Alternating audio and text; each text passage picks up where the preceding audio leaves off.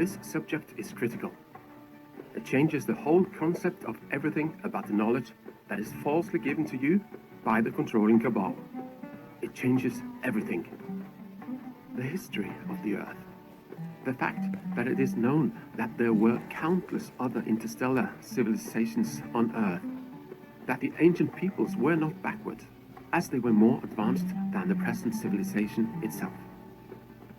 These are objects, relics, and ruins that can only be understood from the perspective of someone stellar, and not just from any star. This information changes the world. It dissolves the cabal and its lies. It exposes them to the light. It gives back to the people of Earth their true history.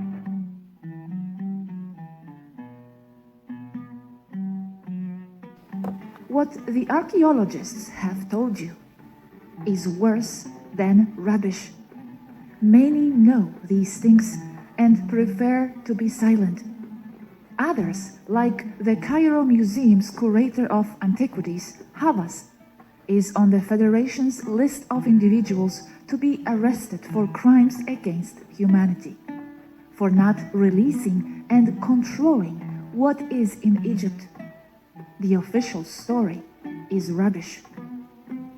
There have been thousands of technologically advanced civilizations on Earth for millions of linear years.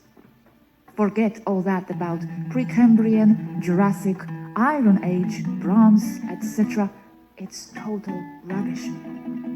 Dinosaurs? Not as they are painted. They are just species that are no longer. They are no longer here. But the Brontosaurus this, the Triceratops that, the Tyrannosaurus something else, that's garbage. They never existed. It's just kind of going, it's being trapped inside the core. It's staying inside the core, it's not coming out, expressing into the, that's what's going on. So when you see a magnetic reversal, it kind of goes, the magnetic field goes back into the core of the Earth, and then it re-expresses, and either it can be reversed or it can be the same. So that's kind of how it goes. And incomprehensible to many races. But if there is another universal language that all races understand, star maps. Representing stars as animals has always been customary, even today with constellations. Any race understands constellations and stars. And even today, the UFO formations are telling you where they are coming from. Jumping forward, returning to Egypt. I told you that the pyramids weren't Orion, and I know you've been quite shocked. Don't think I am not aware of this. I have always loved this image, but that is deliberate misinformation, so that humans do not look further. Old misinformation, so that they only see Orion. That is why it is an obelisk. It's a look up. It is ancient Egyptian cult.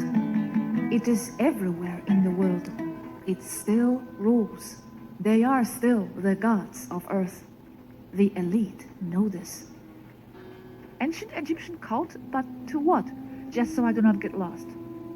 To their gods Anunnaki, Almighty God Anu, Ea, Yahweh, Enlil, Elohim. Asks Robert. Is that where the Anunnaki come from? Regressive reptiles? No, there is still more to say on this. We will explain later. Maya, there it is again, above a square door. Gilgamesh, going through the door. Portal.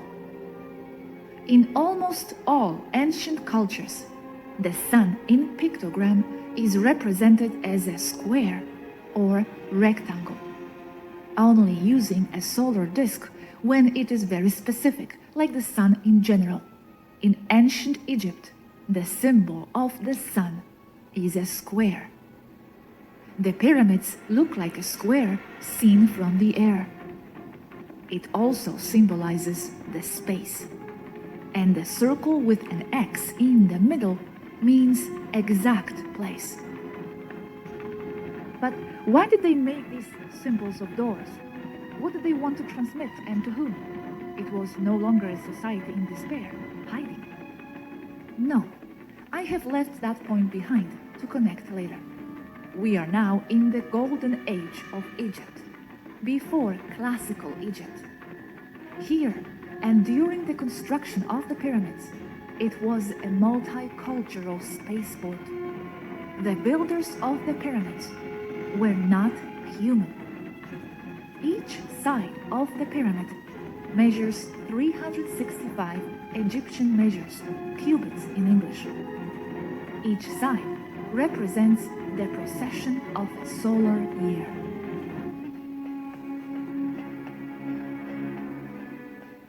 Returning to portals. Why square? Dimensional portal open in the sun. When the snake is on the forehead of someone, it means its head is like the sun divine, godlike, and knowledge comes out of its head. It does not represent reptilian races. What is that feathered snake? Here it's more obvious. I present to you Quetzalcoatl. Comments Robert. They are ships. Ships with high-energy magnetic turbine technology leave contrails. Feathered snake. How you doing? Not all interstellar races can travel through space, creating their own wormholes. Most still depend on portals and wormhole maps. Not us, as our technology overcomes this problem.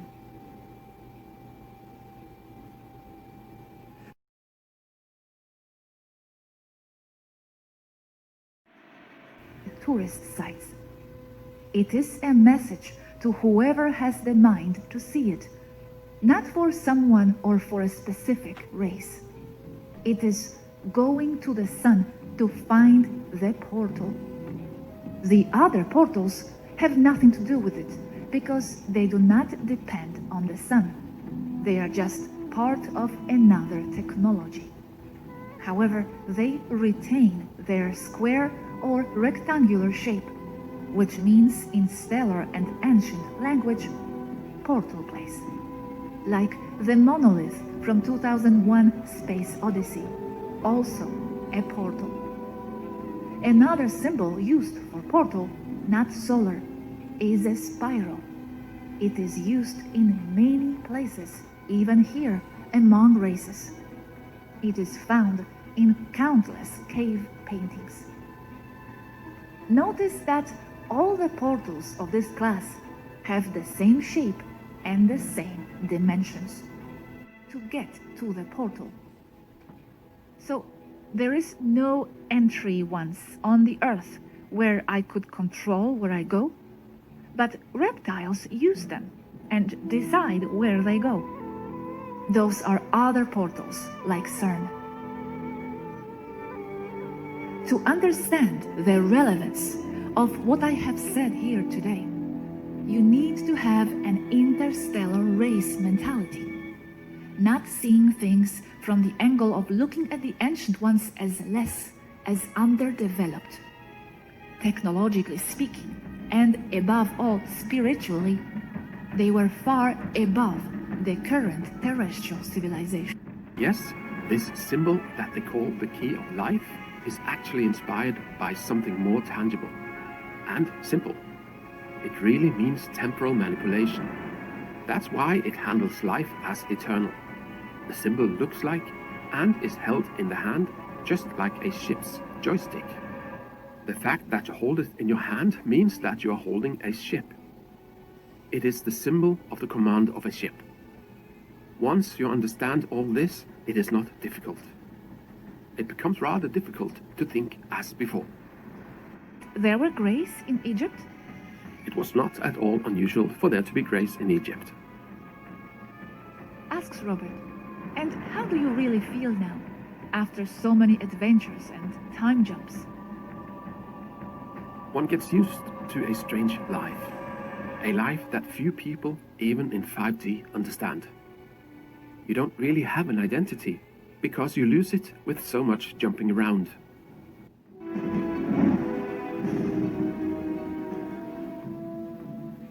Pyramids are 100% of stellar construction. They are not from the indigenous population.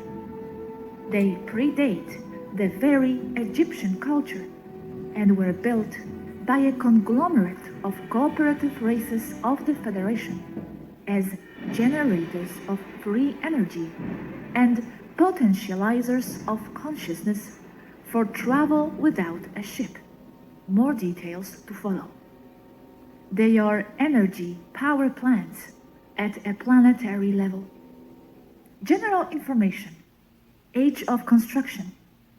They, Giza, were built right after the flood, as the matrix was being installed, and also held the purpose of distributing worldwide the frequency that the moon was transmitting.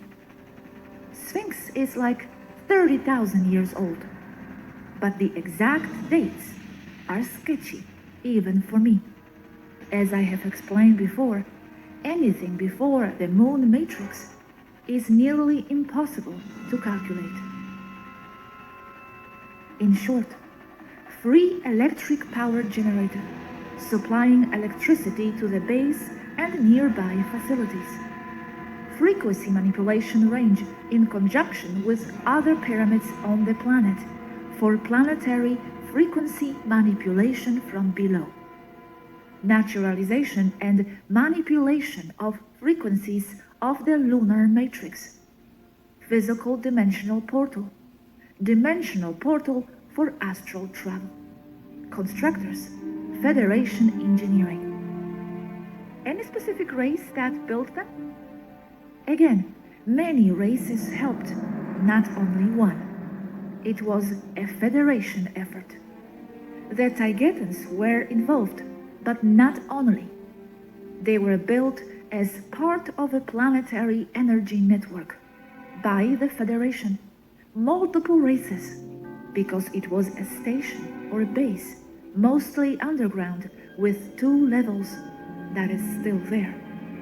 The main builder was Thoth, and they were built in a way that nobody considers today, which is the anti-gravity levitation of some stones assisted by internal cranes, which are still there. That is the basis of the anchors and where the huge cables or ropes and pulleys passed. This in the great chamber of the Pyramid of Cheops. Yes, please explain, Svaru, exactly how they were built. It's the second question after what is their function that people ask. We will talk about the function later. Levitation with anti-gravity devices, then pulled to their locations with the use of a crane that was installed in the king's chamber, in the case of the Cheops pyramid. The pulleys and where the system was installed is still there. The levitation was only to remove most of its weight. The cranes? It was built in a spiral movement or way. How were the cranes powered? Electricity and hydraulics. Manpower with the small ones, because the stones were not that heavy. There was electricity? Back then, all Egypt had electricity in every home. They were built with several methods, not just one. Humans always expect only one. They mobilized quarry limestone, found further south, as officially described. They were cut with energy tools, industrial lasers, and compressed sound saws. More than anything, compressed sound saws. Lasers take second place. The stones were then levitated into place using anti-gravity and also sound. Sonic levitation is a system that is widely used in ancient constructions, including those in Peru, among other places. Even so, a system of support cranes was used that were in what is now known as the Great Chamber. A large external ramp was not used as many suggest, since the construction of said ramp exceeds that of the pyramid itself. That is illogical. But spiraling ramps were used within the same pyramid. Ramps that are still there because there are still hollow places. They are the ramps. Liquid stone, liquidated with sound, was used as a means of filling and holding or gluing between the stones and the structures. Liquid stone for the external ones. They were put into place with the use of molds. Liquid stone like cement? Not exactly. Components like cement are brittle and of inferior quality. I mean that with a certain temperature, assisted by sonic frequencies according to the frequency of the stone, it liquefies.